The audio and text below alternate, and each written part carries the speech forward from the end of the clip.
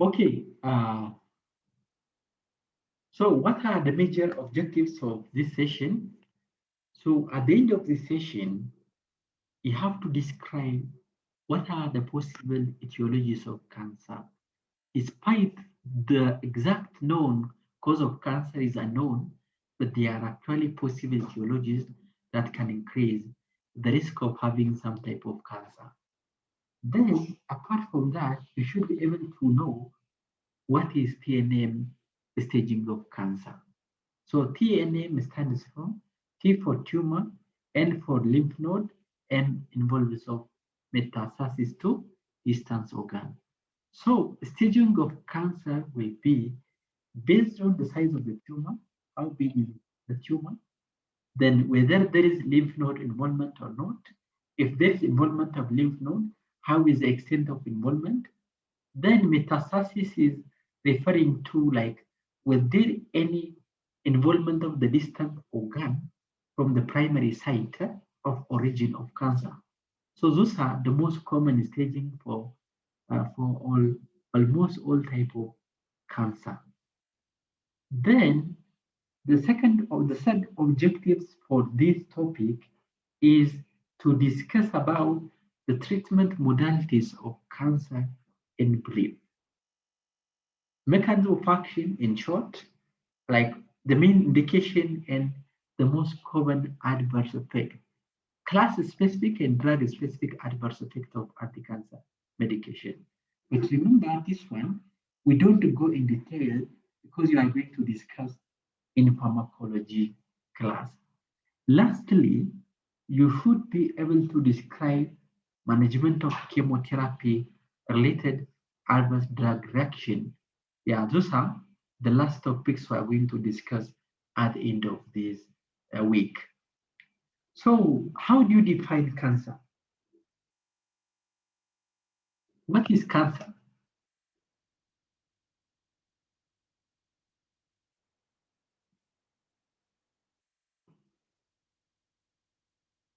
Christine, what is cancer based on your understanding?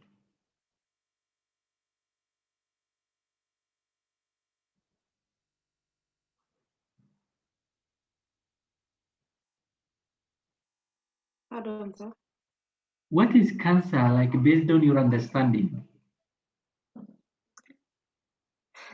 It's these are diseases that are they mutate and they're neoplastic in nature. They involve abnormal cell growth with potential to invade or spread to other parts of the body.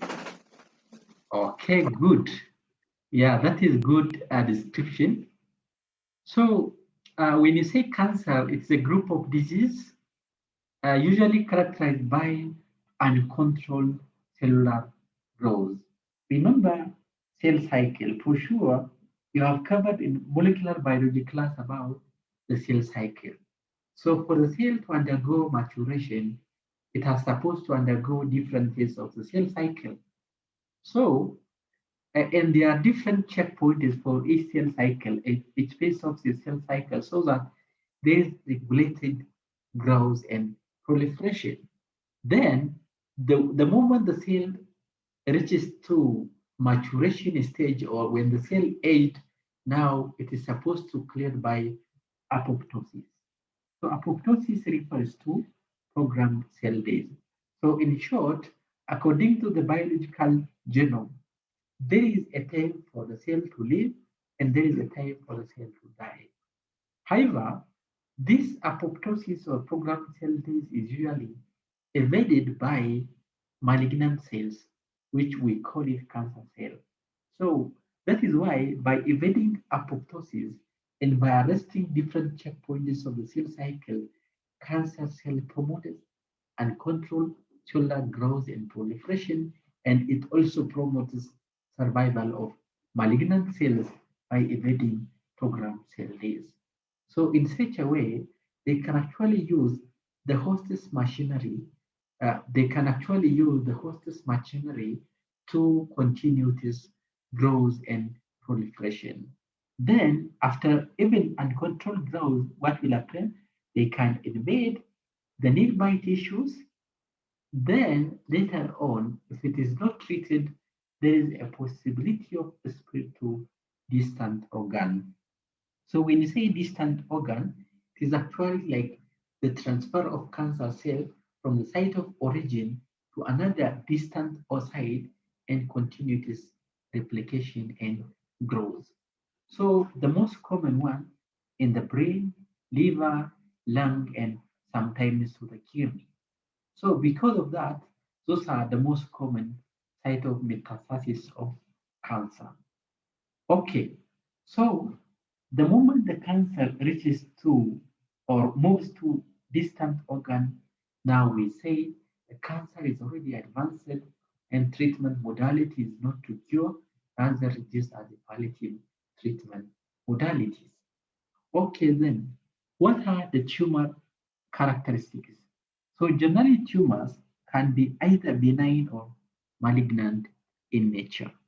So when you say benign, they are usually localized and indolent, but the probability of metastasis is very minimal when a tumor is benign. We don't even say they are cancerous when they are in the benign stage, rather they are just a tumor, but they do have high probability that can undergo transformation later if it is not treated. But generally, the metastasis rate is very, very minimal. Then the possibility of recurrence is actually very minimal once it is removed. Yeah, once it is surgically resected, the probability of the probability is very, very minimal. Okay, then histologically, the cell of benign tumor usually resembles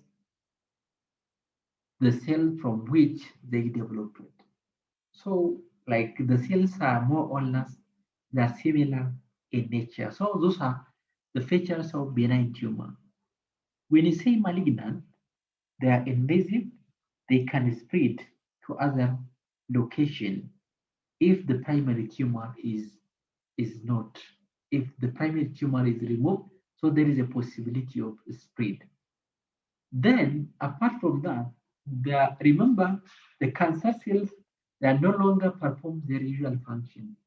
For example, if we do have malignant cells of WBCs, white blood cells undergo cancers, they are not actually protecting against infection.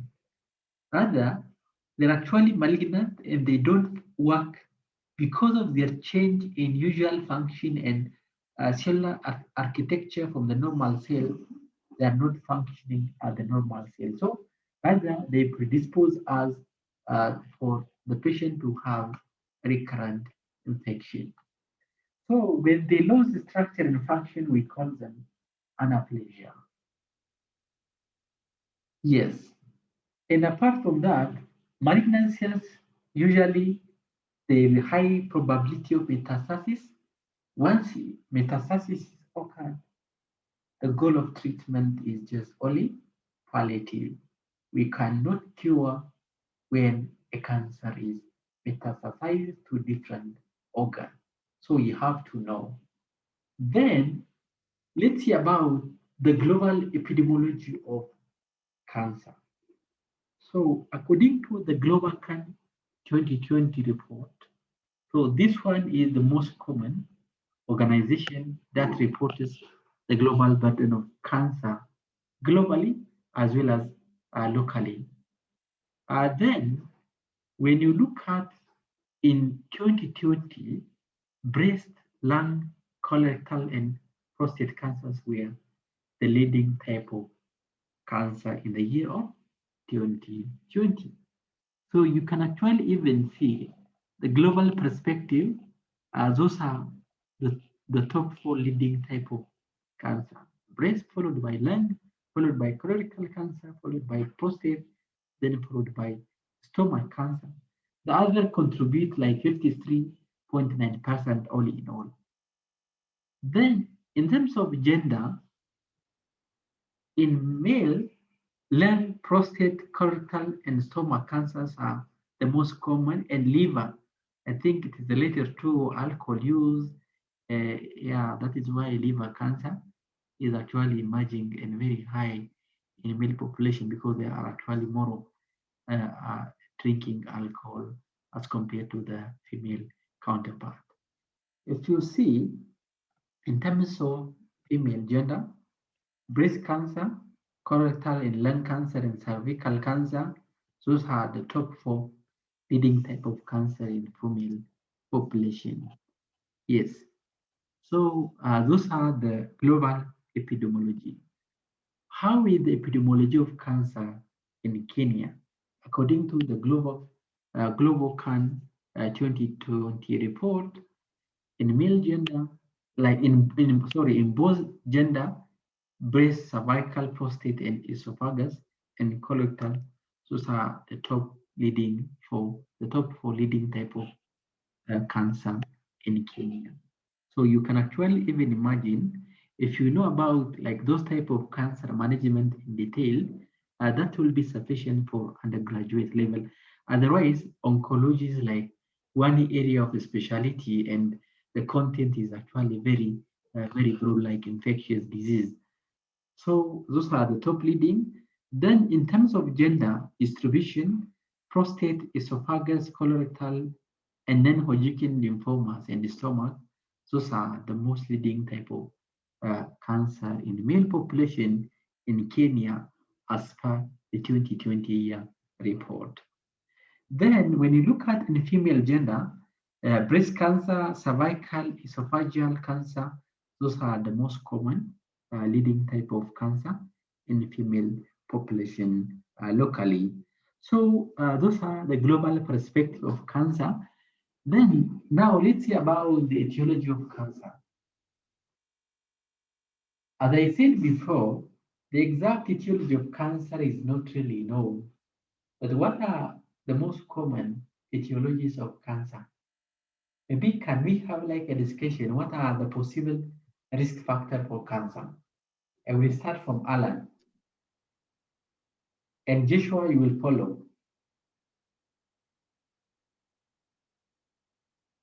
Alan.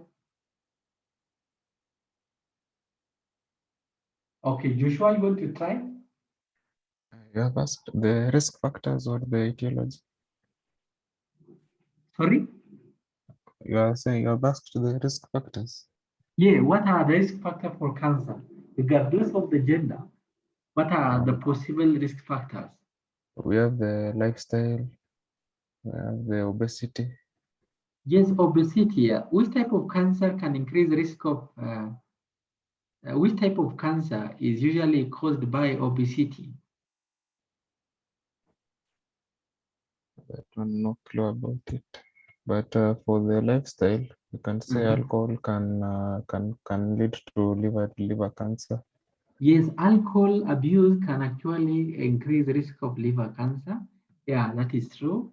Any other? For genetics, we can say for genetics is any type of cancer. Yeah, so genetics can increase risk of cancer. So how does genetic normally increase risk of cancer? The P53 genes. Yes, when there is a mutation in the P53 gene, we shall discuss shortly, the possibility of cancer is actually very high. Okay, thank you. Anita?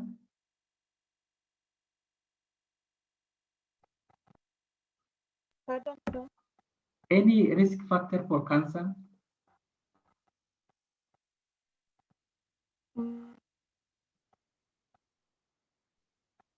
I'd just say like weight loss, hair loss. No, you Yeah. are still in PHM 4486. Oh, sorry, sir. Can you say obesity, Obesity, yes, increase, yeah. tobacco, Tobacco use, old age, yes. exposure to radiation, Exposure to radiation, uh, chemical, chemical exposure, exposure to viral infections like HPV. Yes, viral infections such as human papilloma virus. Okay, good. So those are a good list. So despite Yeah. the cause of cancer is not known, there are actually several studies about the possible causes of cancer, such as carcinogenic. We call them like carcinogenic agents, either chemical, 1 minute. viral, and chemotherapeutic agents. So remember chemical exposures such as, like, I think the most familiar one, benzene. Benzene, when someone is exposed either inhalation, mostly when someone is working in the fuel station, in the petrol station, when they are Sorry. inhaling, the risk is Okay. actually very, very high. It's very high. So that is why it is very advisable, and the risk of bladder cancer, leukemia is very high. Then environmental exposure.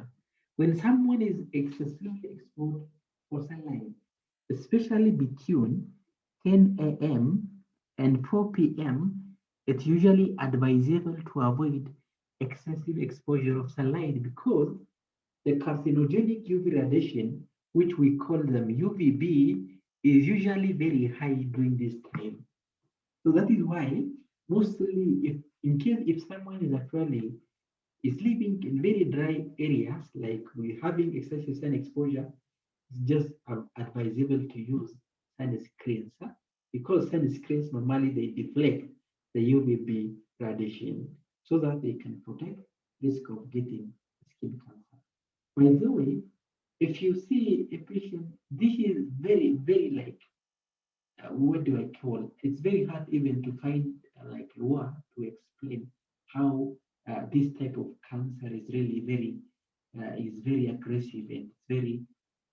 Uh, if you see the patient, like the whole body is actually having like a wound, so it is very aggressive, and the cosmetic value is really very bad. I have seen one from KNH. Yeah? So this is the recommendation. So try to avoid excessive sun exposure during this time to reduce the risk of skin cancer. Then some type of viruses can increase risk, such as human papilloma virus. We do have the oncogenic serotype we'll discuss when we are discussing about cervical cancer. The type serotype 16 and 18, they are actually the most oncogenic type in nature. That means they do have a capacity to transform cervical epithelium to malignant cell. So it is very notorious to cause cervical cancer. So that is why, by the way, I think in the year 2017, we did a study about cervical cancer, and when we were assessing comorbidity, most of them, they had HIV comorbidity. So that means, remember, when you see like most of the cervical patients from the study participants, they were like HIV positive. So remember, human papilloma virus usually increases malignant transformation when the immune system of an individual is usually weakened. Otherwise, more than 95% of human papilloma virus infection, it can be cleared by the immune system. But if the patient is actually having immune compromised activity, the probability usually increases. That is why when you look at this factor, immunocompromised individuals with human papilloma virus infection, the risk is very high. So nowadays, if you go through the chronic care or HIV clinic, most of the time they do screening for cervical cancer because of this. Yeah, for if someone is HIV positive, they do pap smear. We call it pap smear, but we shall discuss in detail later. Then they do screening. If this result is actually abnormal, that is when they are going to do biopsy. But this one is the initial screening, and it's very painful, and most of the ladies are not willing to undergo pap smear screening, but it is very important. Yes, because cervical cancer is one of the curable type of cancer in female population. Then look at hepatitis B and C virus. The risk of hepatocellular carcinoma is very high when someone is having hepatitis B and hepatitis C chronic infection. That is why viruses can increase. Also, even HIV virus, in fact, the list is not exhaustive. Epstein-Barr virus, it can increase bucket lymphoma, which is very common in children, especially in the East Africa setting. There are some endemic species of virus that can actually causes bucket lymphoma in children. You will see like excessive growth around the jaws. Okay, then other information I want to mention is about the other thing I want to tell you about is some cancer agents, chemotherapy agents, they can cause secondary cancer. You might actually have been using anti-cancer agents to treat leukemia, but later on, it can produce a secondary leukemia or any other type of cancer, mostly alkylating agents. I don't know who is teaching pharmacology, the cancer one in this semester. Is it Emias or Anthony? Dr. Elmas. Okay, good. So you know we don't know who is teaching which course because like CX is just independent user. You have to use your own credential and you see your own allocation. Okay, fine. If so, it is very easier to interact, focus on what important we shall discuss. Yes. So alkylating agents are actually very common to cause secondary malignancies after 10 years of use. So that is why if you introduce anti-cancer medication for a patient, usually chemotherapy, you expect a possibility of malignancies after 10 years. But it does not mean all patients will develop, but there is a probability. Then, as Joshua said, genetic factor. By the way, remember, cancer cannot transmit from one patient. It's just non-communicable chronic disease.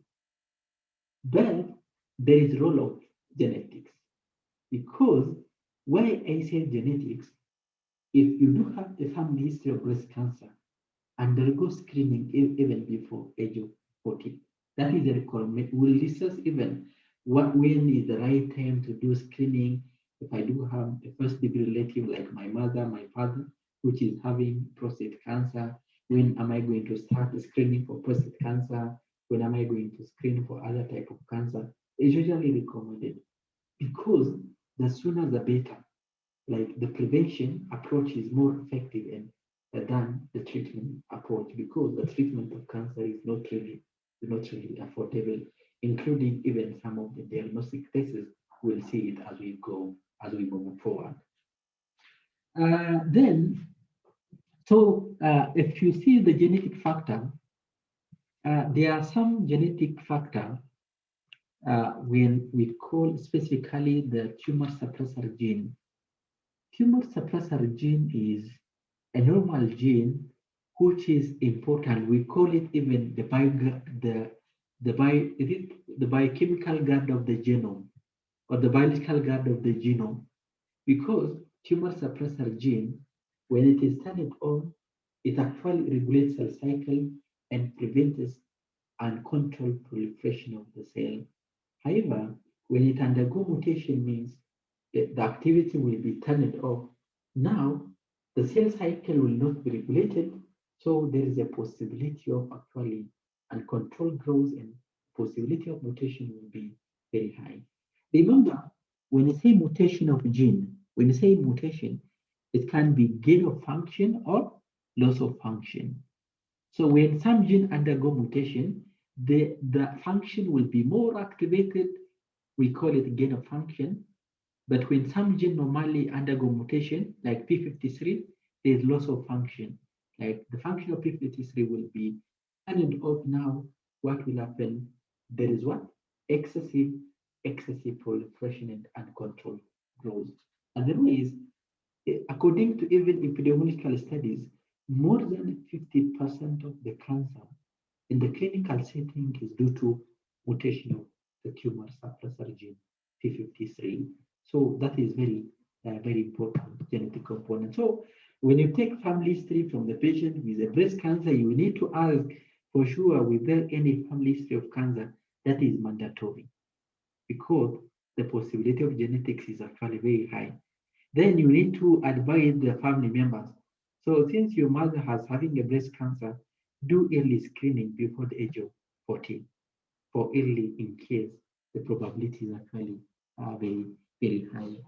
So we shall discuss later when we are discussing about breast cancer. There are also other genes, breast cancer A1, breast cancer A2, genes, which can increase even the risk of breast cancer when it undergo mutation.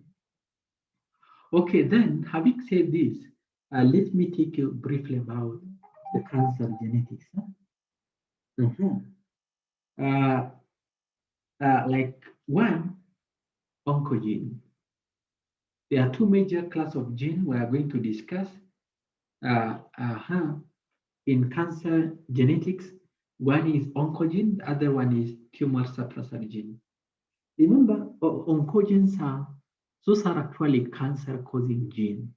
But this cancer-causing gene will be produced where the normal gene, we call it proto-oncogene, they're actually exposed by environmental carcinogen, either chemical, virus, bacteria.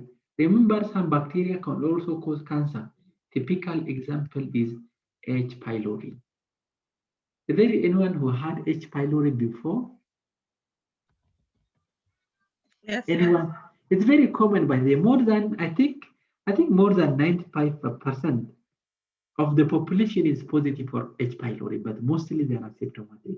Even myself, I was treated with H. pylori. How many months ago? Yes. Most of the time, what is the most common route of transmission for H. pylori?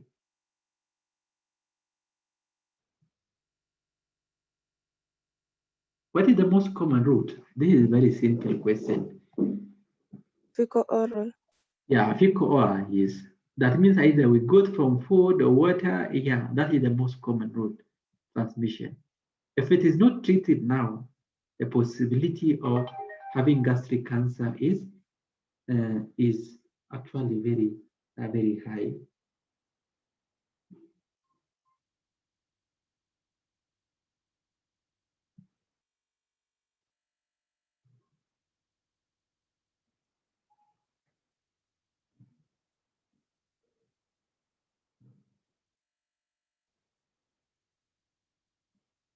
Okay, sorry, I was just responding some response.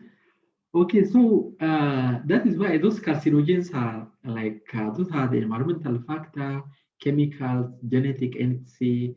Then what will happen? The proto-oncogenes are the one which is normal genes important for proliferation and growth of the cell. But when there is an exposure of carcinogen, they can actually become oncogene. And this oncogene is actually cancer-causing gene that can disrupt the normal cell growth and proliferation. Yes.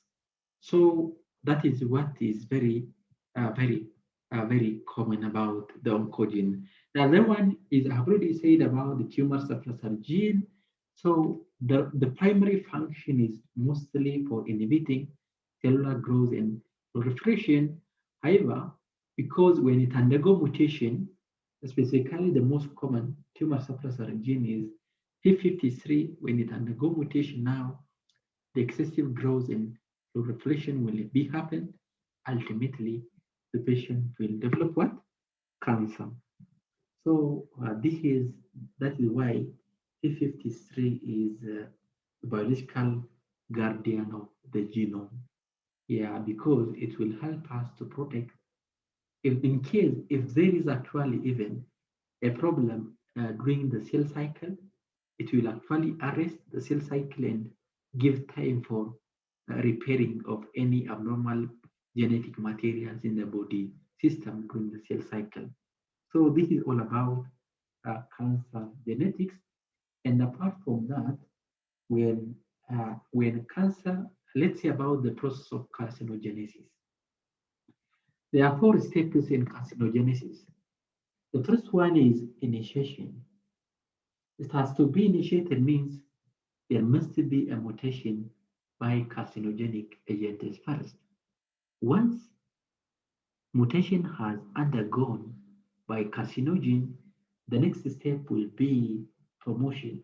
Promotion means like it creates a favorable environment for the growth of mutated cells. Then, after promotion, the next phase will be transformation. So those malignant cells become transformed, becomes those cells or those mutated cells becomes malignant. So remember what we have said before about malignant cells. Those are very aggressive. They can actually even undergo excessive proliferation. So after transformation, the last phase will be progression. This progression involves proliferation and the spread of the tumor and even also the possibility of metastasis to distant organ. So those are the major steps. That is why cancer cannot happen with a single instant. Like infectious disease, it cannot happen. That is why most of the time cancer is diagnosed in older population. Despite this carcinogenesis status in the younger age, until it reaches to a point of malignancy and progression, it will actually take several years. Because of that, most of our patients, unfortunately, most of our patients are older population. If you see, the mean age of diagnosis is mostly above 50 years in majority of the cases. But of course, there are some conditions which are very common in pediatric population, but except that, the mean age is usually more than 50 years. Okay, then what do we mean when we say metastasis in the context of oncology? When you say metastasis, it is referring to the growth of the same cancer found at some distant site from the primary tumor site. Let's see, let me give you one example. There is a breast cancer which was originated in the left breast. Then now this breast, the cancer cells they are mobile in nature, like clot. Now they can actually join to the circulation or lymphatic system and cause stool, and they goes to the lung. So this and they start growing in the lung. They are the same cancer of the primary origin, that is the breast cancer on the left breast. Then it goes to the lung. This is known as metastasis. So when you say naming of cancer, when you name cancer, it is based on the primary site of origin. It is based on the primary site of origin. If the origin is from the breast, we call it breast cancer, despite it metastasized to the lung and the bone, brain, or liver. We don't say lung cancer. How do we know that one? Mostly the pathologist will know the primary site of origin based on microscopic examination of the histology from the tissue sample. So that is how they know. Then how does cancer spread? Hematogenous and lymphatic system. Hematogenous means through the circulation, they can join the circulation, and the lymphatic is drainage through the lymphatic adjacent lymph node. It can join to the lymphatic circulation. In such a way, they can actually move from one place to another place. Then, what are the most common sites of metastasis of solid tumor? Mostly brain, bone, lung, and liver. When the tumor goes to the brain, mostly the patient complain headache. But then that is why, if you go to like the oncologist, It's very common by the, and I forgot the terminology about the, what do you call it? Medical student syndrome? No, there is one terminology. When you go to the oncologist, they encounter and you complain headache, they're expecting a tumor all the time. When you go to maybe an infectious disease specialist and you complain headache, they expect it could be like an infectious disease of the meninges and etc. It is very common, by the way, this kind of issues. Huh? So because when the tumor go to the brain, it can cause inflammatory reaction in the brain and even causes meningitis. When it goes to the bone, if you get to the orthopedics, it could be, they said like, it could be a fracture. Yes, but it is just normally the fracture is caused by the cancer. But of course, X-ray can show you the bone cancer. Then when it goes to the lung, the patient complains with difficulty in breathing and also even pleural effusion. Yes. So they expect this patient is actually having lung problem. So the lung specialist will consider this is actually a lung problem, but of course it is caused by the cancer cell. When it goes to the liver, it actually causes derangement in the liver enzymes, including derangement in the like the organomegaly, like there is hepatomegaly when there is a liver problem, when there is metastasis to the liver. So those are the most common sites, by the way, anyway. So when you go to the practice, those are the most common sites of metastasis you are going to see from cancer patients. Now, the next point we are going to discuss is how are we going to name cancer? Naming or classification of cancer is either based on site of origin or based on the tissue type.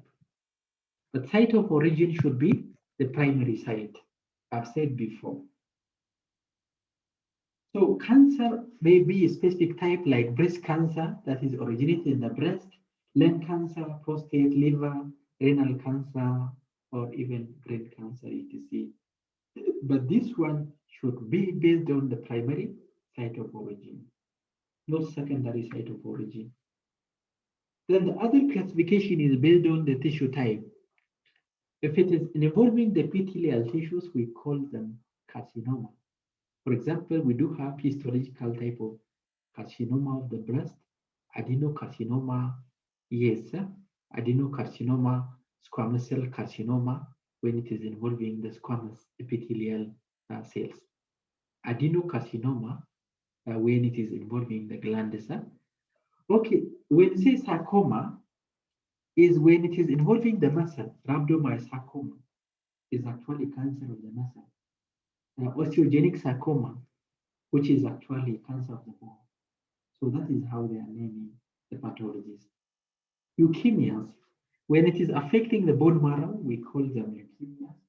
We do have acute lymphoblastic leukemias, acute myelocystic leukemias, chronic lymphocytic leukemias, and chronic myelogenic leukemias.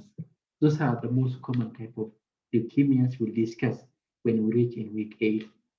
So those are all blood cancer, but the type of blood cells that is affected are usually different.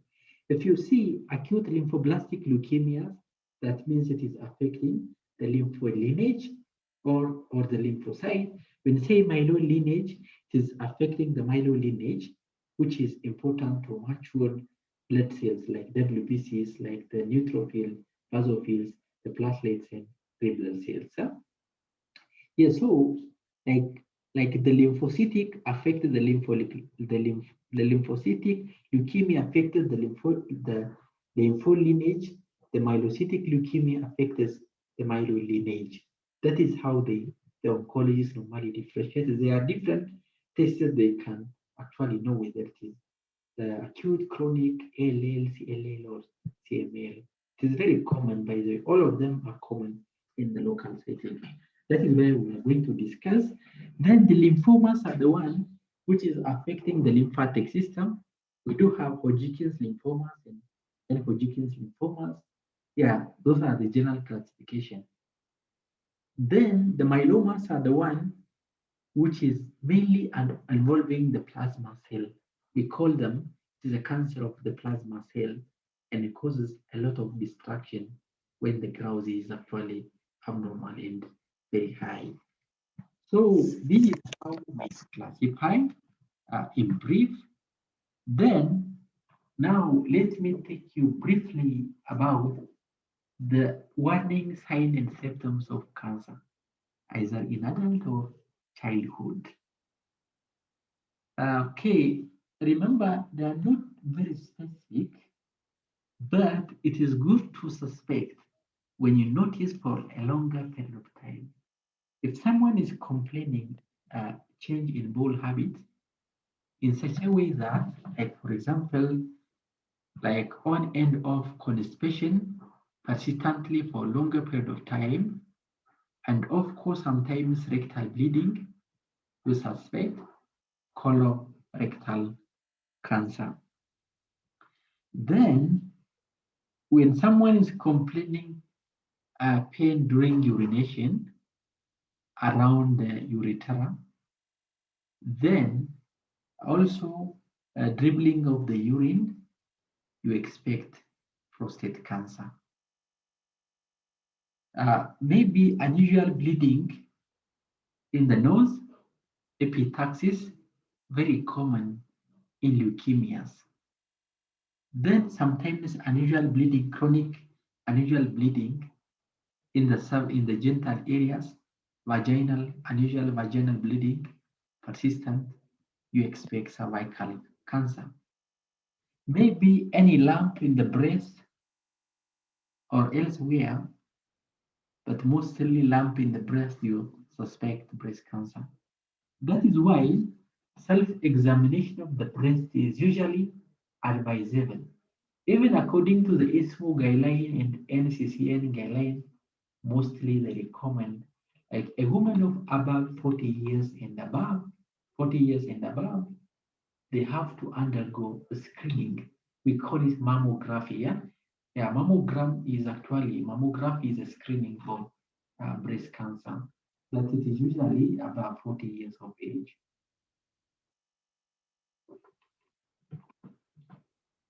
Indigestion or difficulty in swallowing? Yes, but of course there are several conditions that causes like difficulty in swallowing or indigestion, but it is very common when someone is having esophageal cancer, especially the difficulty in swallowing. Indigestion can be due to gastric cancer. Then obvious changes in mole or warts, especially this one, in molar pregnancy, we call it gestational trophoblastic disease. We are going to see abnormal, a bunch of like discharge.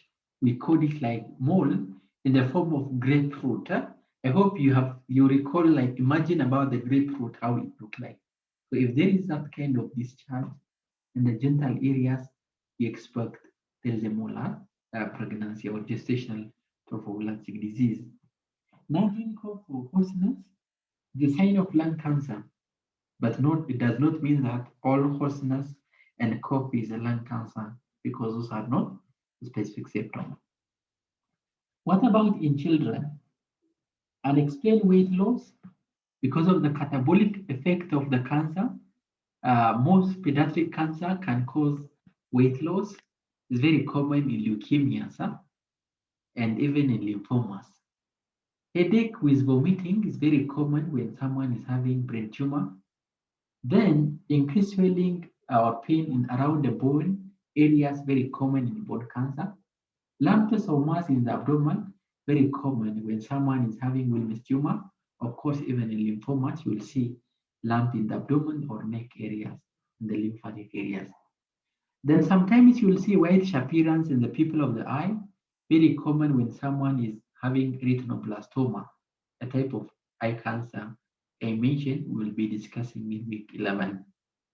Recurrent fever or not caused by infection, very common when someone is having childhood leukemias because of the bone marrow suppression. the neutrophil count is actually very low, and the patient is having high risk of having recurrent infection.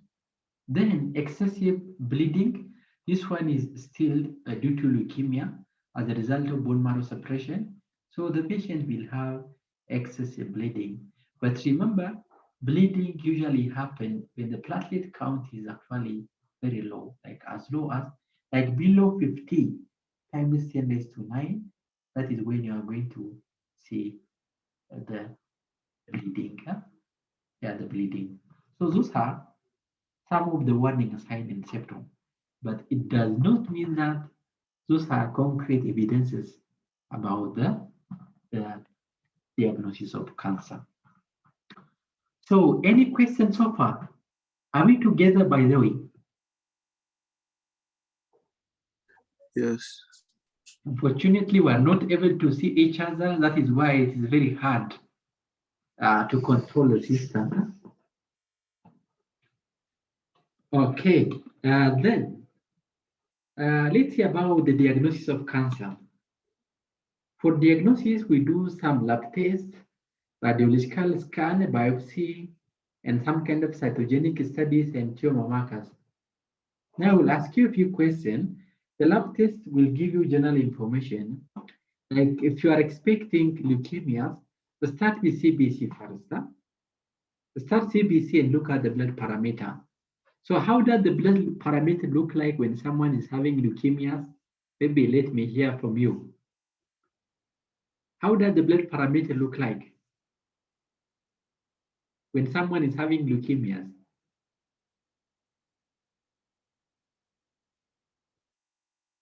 Dorothy, will you try? Then Tiffany will follow, okay? Dorothy try first, then Tiffany will follow. The white blood cells count might increase. Mm-hmm. Yes, any other? I'm not sure about the rest.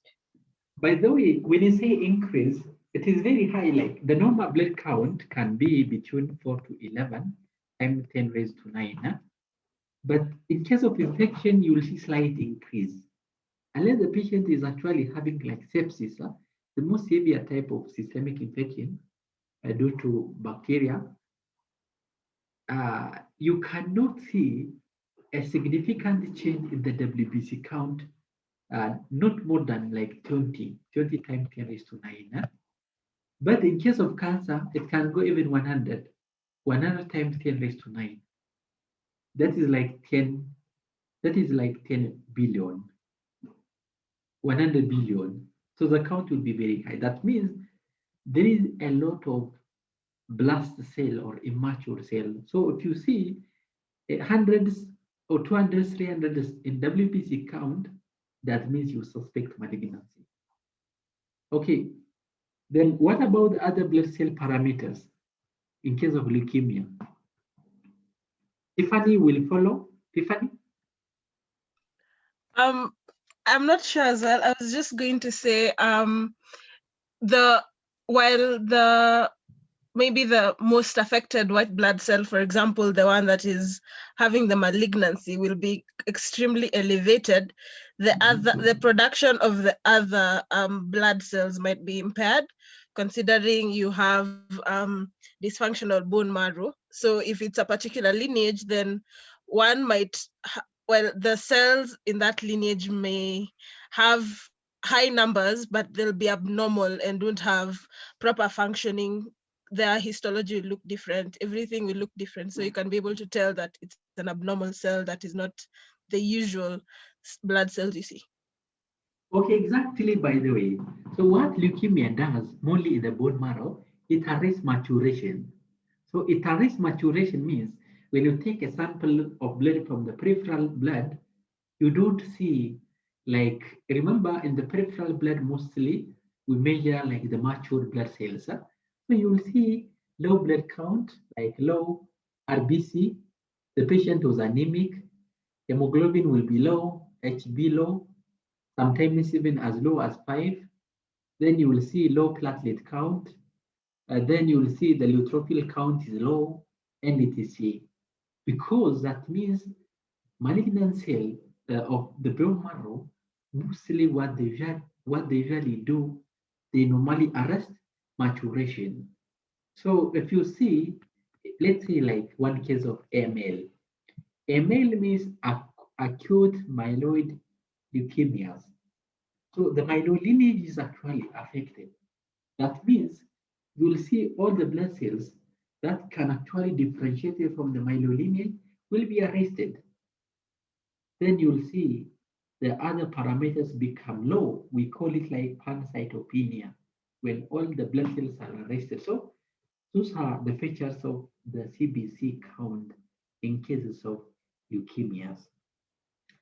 The lactate dehydrogenase levels usually elevated in case of lymphomas, not only even lymphomas, it can be elevated even in breast cancer, but mostly in lymphomas. Renal function test and liver function test, it is usually used to assess whether there is involvement in the liver or not. So this one is just preliminary assessment. Okay. Then radiological scan, of course, we usually do, starting from the simple chest X-ray until the most expensive and the most like detailed in terms of resolution, the PET scan. By the way, if there is a tumor in the lung, for sure, chest X-ray can show you the tumor clearly. You can actually even take an image of a chest X-ray of a breast cancer tumor in the lung. You can actually even check the image, how it look like. You will see like a whitish spot. Yeah, because the X-ray will not allow, like the tumor will not allow the X-ray radiation to pass, then it will appear like white spots. Okay. Then biopsy is the most confirmative diagnostic test. Those are the basic. Then for confirmation, they have to do biopsy. Then cytogenetic studies are the most expensive tests to check whether there is a chromosomal abnormalities. In case of CML, by the way, it is not the right time to discuss about CML, but in CML, the most common cause is chromosomal translocation.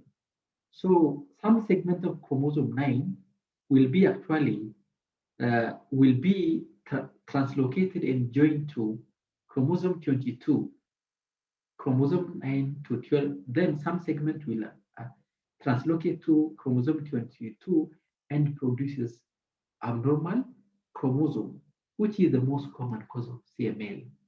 So that is why cytogenetic screening is usually done for CML diagnosis.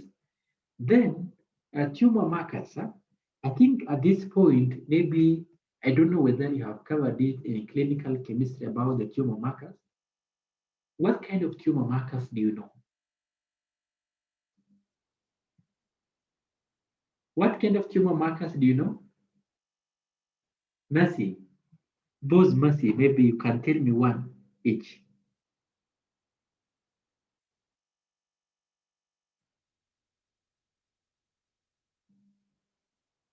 Anyone who can try?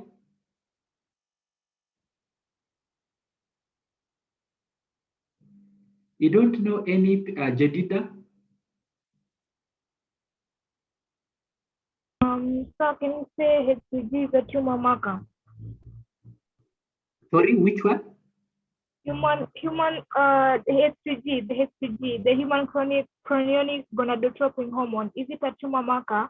Yes, it is a tumor marker, but it's also a pregnancy marker. But it is very, in pregnancy, usually just positive, negative. But there is a quantitative assessment for HCG, but what kind of tumor it will give us when HCG level is very high?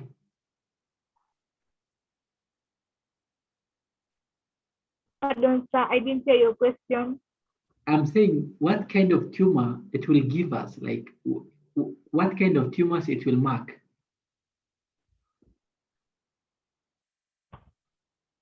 You said HCG is a tumor marker.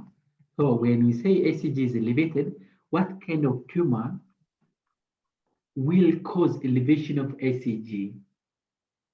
Maybe be an ovarian tumor? Ovarian tumor, not really. I don't know, sir. I thought it would indicate an ovarian tumor. I don't know another. Ovarian tumor is another tumor marker. I will tell you shortly. ACG will tell you about molar pregnancy or gestational trophoblastic disease. We call it like molar pregnancy. Sometimes, mostly it is benign, but it can be cancerous. Okay. Any other tumor marker? For sure, you have mentioned some of them.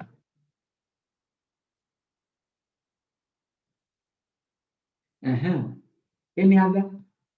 What about PSA? You have never read even about PSA? Prostate surface antigen, which is the tumor marker for prostate cancer. This one is for prostate cancer. Then carcinoembryonic antigen, CAA, very common marker in colorectal cancer. Colorectal cancer, but not very specific. You know, it can be elevated even in gastric cancer, esophageal cancer, even breast cancer. Then alpha fetoprotein,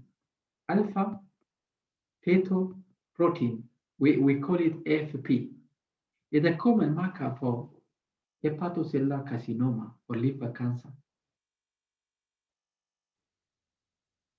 Those are some of the tumor marker. PSA, then CA125 is very common elevated in ovarian cancer. Along with the biopsy, they usually do. If the biopsy shows ovarian cancer and CA125 is elevated, for sure, most likely that patient have ovarian cancer. Yeah, there are also other tumor markers you can see for breast cancer, but not common. But those are the most common tumor markers that can be done in the practice area for solid malignancies. CA125, alpha fetoprotein for hepatocellular carcinoma, PSA, CA125. Even most of the general physicians, even normally they do those tests before they refer the patient to the oncologist. Yes. Okay. Another point to note, after you do the diagnosis, the next step is staging. Staging is normally important. But then without staging the disease, you cannot initiate treatment because most of the guidelines are based on the treatment. If a patient is having stage 1 breast cancer, how do we manage? If a patient is having stage 4 breast cancer, how do we manage? And etc. So mostly they usually use TNM staging, but we shall discuss when we are discussing each type of cancer. TNM staging is the most common staging for cancer. Then another point to note, is it possible to prevent cancer? Yes, likely with some kind of lifestyle modification and even chemo prevention. Lifestyle modification means avoid tobacco smoking, sun exposure. By the way, even for colorectal cancer, there is a relationship between red meat or eating. Like if you are eating meat all the time throughout your life, you are high risk of having colorectal cancer. So you have to optimize your consumption. If you are actually having like a greatest desire for eating red meat, you are actually high risk of increasing what you call colorectal cancer. Then avoid sun exposure, I said, between 10 a.m. and 4 p.m. Try to avoid excessive sun exposure because UVB radiation is usually very high during that time. Then there's also some chemo prevention strategies, aspirin. So aspirin, normally, what you call aspirin, low dose of aspirin can reduce risk of colorectal cancer. Maybe when you get time, you read any systematic review about the role of aspirin in colorectal cancer prevention. Remember, in the pathophysiology of colorectal cancer, there is involvement of prostaglandin inflammatory mediators for growth and proliferation. That is why aspirin has some potential. I don't know about the other non-steroidal anti-inflammatory drugs, but what promising evidence has been happened is about aspirin. You go and check. There is a lot of controversies about aspirin use in prevention of colorectal cancer patients. Okay, the other information we are going to see shortly in the next 3 minutes is some terminologies in cancer treatment.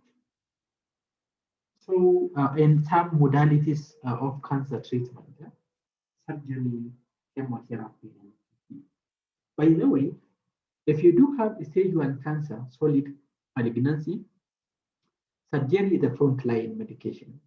Surgery will remove all macroscopic malignancies, but still, despite you do surgery, there are some microscopic cells that can still present at the site of the surgery. So because of that, usually adjuvant chemotherapy is usually recommended. So adjuvant chemotherapy refers to chemotherapy given after surgery. So in the context of oncology, adjuvant means any treatment after surgery, we call it adjuvant therapy. Don't forget that. If it is chemo, we call it chemo. If endocrine, in case of breast cancer, we call it adjuvant endocrine therapy. So adjuvant means treatment after the primary surgery. Then what is the goal of adjuvant chemotherapy? Remember, after surgery, there is a possibility of some residual cancer cell. So to reduce the possibility of recurrence and prolong survival, most of the time, there is a need of adjuvant chemotherapy. Yeah, depending on the stage and the type of cancer. That one we shall discuss, but now we're discussing about the general principles. So maybe let us see this case study together. And that will be most likely the end of the session for today because of time. But next time, Dr. Kevin told me normally to combine the class. So maybe we will have a combined class. He will teach at 9 a.m. and I will teach at 11 a.m. So that you get some free time for the rotation and for other practical activities. Yeah. Okay. Yeah. So adjuvant chemotherapy. Like this one is a 50 years old cancer patient with no other medical problem. But she recently underwent surgical resection for stage 3 ovarian cancer. So according to the stage, remember, without having the stage of the disease, we cannot initiate treatment. So the priority of the physician after getting the confirmation diagnosis, the next step is you have to stage based on TNM staging. So this one is stage 3. But we shall see discuss data when we discuss ovarian cancer. What does stage 3 ovarian cancer mean? So I'm not in a position to talk at this time. She has been told that she has no evidence of cancer. Remember, she underwent surgical section, but she has no evidence of cancer based on the tests. However, she has been told to continue chemotherapy for 6 months. So why would chemotherapy be recommended now when she has no detectable disease? So I think the answer is very straightforward, yes? But who is willing to give us the information maybe, yeah? So what is the essence of giving chemotherapy for her?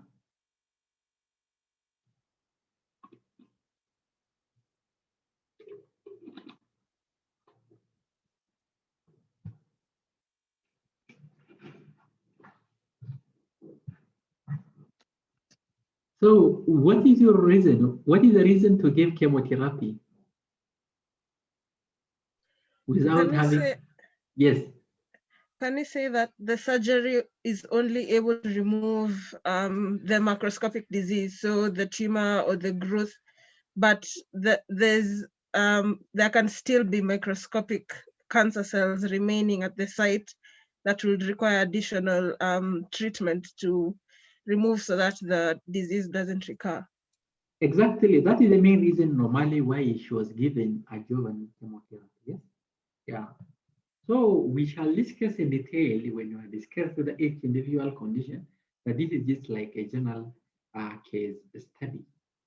So the rest, we'll discuss what is neoadjuvant, what is palliative, what are some terminologies we are going to see in cancer treatment, what does progression, what are the dosing, why we give chemotherapy in cycle, what is the role of body surface area. On Wednesday, we are going to see why we use body surface area in cancer dosing, when do we give, what kind of adjustment we can do for cancer patients, when do we consider combination therapy. Yes, and now after that, we are going to discuss in detail about the individual anti-cancer medication briefly, so that you don't be actually uh, you don't be actually blank when we are discussing the type of cancer. If I go straight directly to the condition, it doesn't make sense. But at least you know some of the anti-cancer medication we're having in the market in our city. Then after that, that is when we are going to discuss about the management of ADR, and we discuss individual discussion.